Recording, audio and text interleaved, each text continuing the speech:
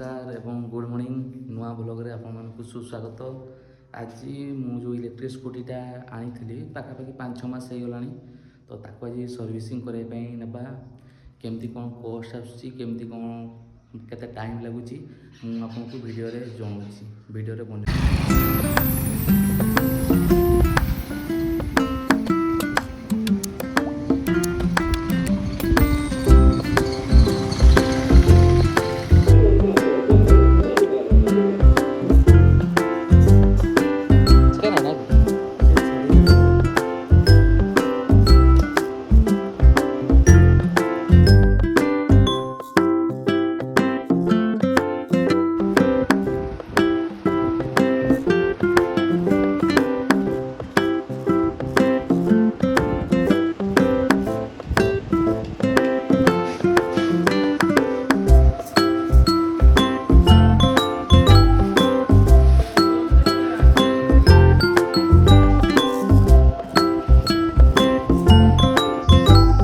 Servicing करने नहीं मु एक्जा को इलेक्ट्रिक स्कूटी को प्राय के 6 मास पाखापाखि हो फास्ट सर्विसिंग कली तो कॉस्ट किसी भी आईला माने कॉस्ट पूरा जीरो।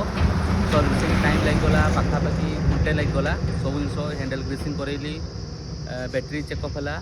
जदि वीडियो भल लगे लाइक शेयर सब्सक्राइब निहाती करेंगे। Thank you.